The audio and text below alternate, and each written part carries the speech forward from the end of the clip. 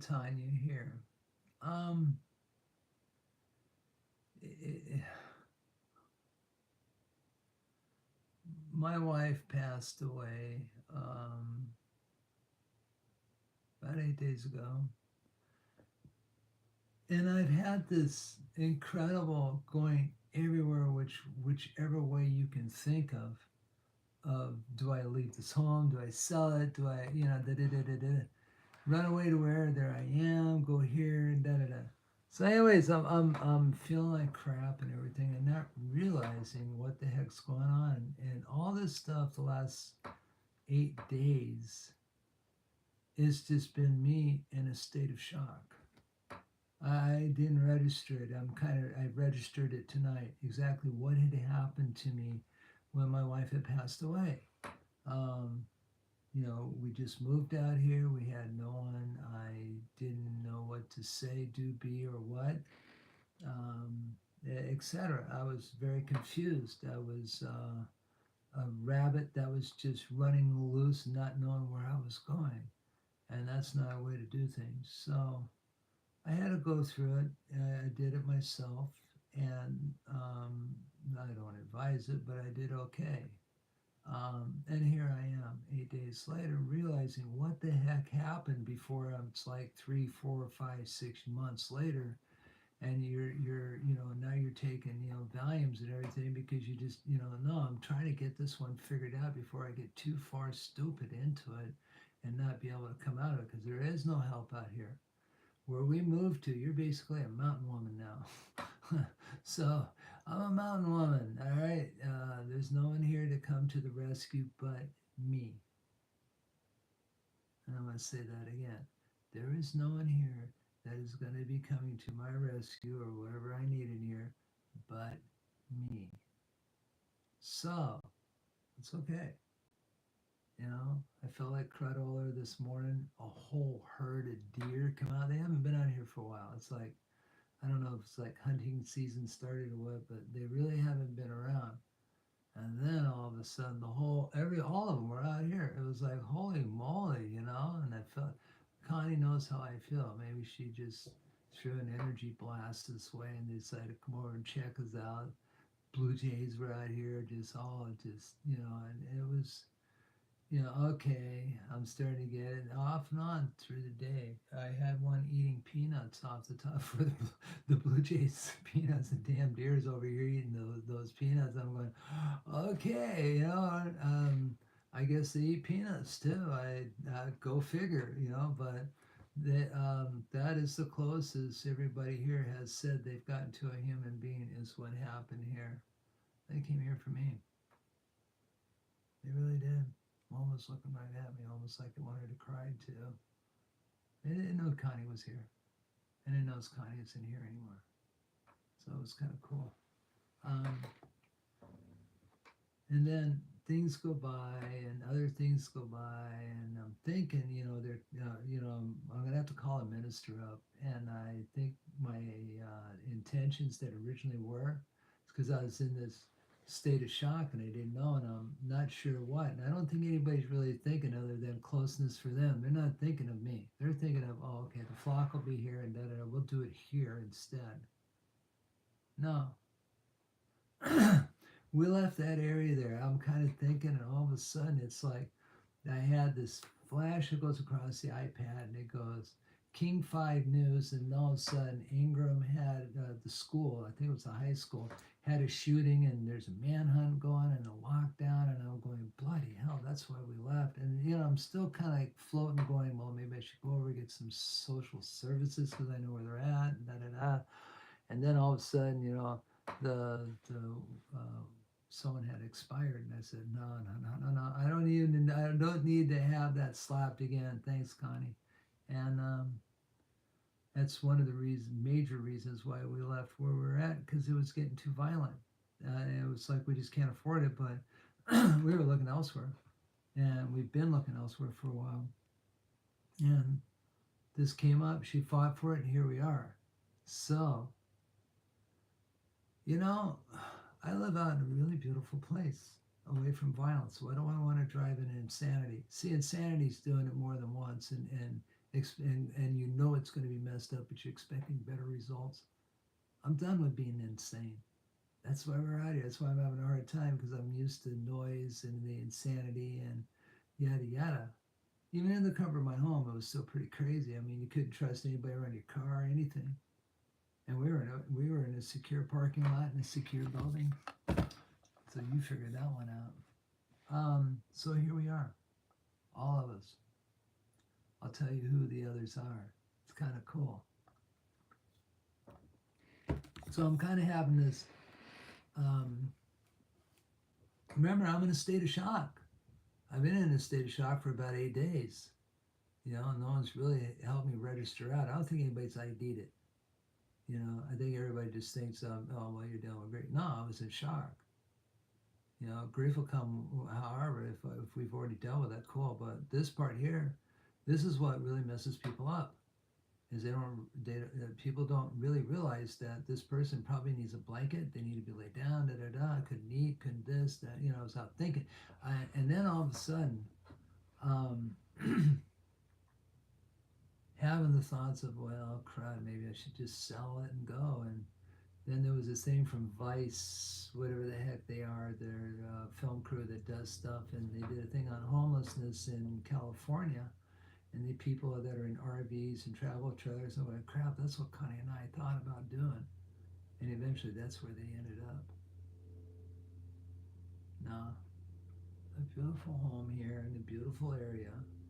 The people are okay. You come here basically to basically die. I'm sorry, but there's nothing out here other than that helicopter is either Lifeline that flies out of the hospital here to Harborview, or does or they I think they contract out too, and through the whole peninsula here, they handle everything up around, and then the air Coast Guard, and then once in a while you hear the Navy go by, because it's the straits out here and they fly through it. Um, I'm probably watching aircraft carrier go by when they go out to sea because they have to go through here. Anyways, long story short, I'm here.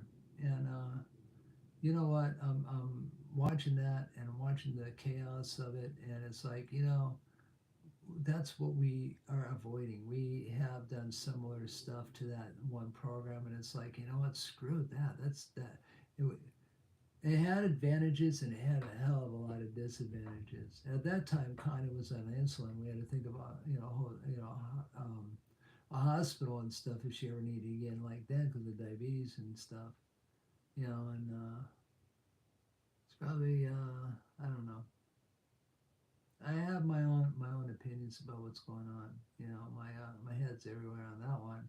We'll talk about that one later. But this is stress and the loss of my wife. And then what happened today to me, I did all this stuff was, that's insane to go out there to like Lake Washington United Methodist or Bear Creek United Methodist Woodinville or Shoreline United Methodist Shoreline. That's all in the danger zone. What we left. If she's going to have a service, she should have a beautiful one where there's none of that going on. To the very place where she left. And I've already talked to people here, and they said, if you want to do something out here, please do. We'll let everybody know, come out, and you'll have support from this place. I'm okay. Everybody stays to themselves here. Yeah, that's why you're here. You're tired of things and what have you. Very fragile people, and I'm one of them. I have to learn. I had one that came up from the Marine Corps. Our Marine Corps birthday's coming up. And adapt, adjust, and overcome. And I will. So then all of a sudden, how this all happened, stress, how I did the thing, stress. All of a sudden, I'm feeling like, I looked at Connie and she was really big before all this happened, ran down how she went into surgeries and stuff. A year ago, she had colon surgery, Sigmund colon robotic surgery. And then she had a thing on her tailbone, and they did surgery on that. she went down. She started coming up. They did that again and knocked her down. And she started coming up out of that, and then in the hospital, and here it is a year later. She passed away. So um, I went, gosh, you lost a whole person. I mean, it was almost like looking at pictures. She was really a big girl, and it's like, yeah, you're carrying two people there. That was how much weight that lady had. Um, she was diabetic and everything, but she had this life, and she still had it. But you know what?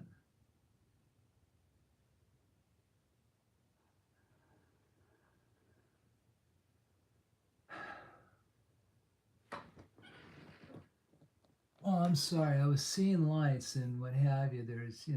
I'm sorry. I see the reflection back there. Um, so I was sitting outside, and all of a sudden I felt like just before I was actually that's what made me sit. I felt like half of my body was pulled out of me, because I said my half side is gone. Sat down. No, I didn't see my mom. I felt my mom, and I heard my mom, but not with my ears. It just it's like I absorbed whatever the heck she had to say, and I got it. And I felt warm, and I still do. I mean, it's cold in here, but I still feel warmth, love. Those, all of them, they rooted me on, no matter how messed up I was.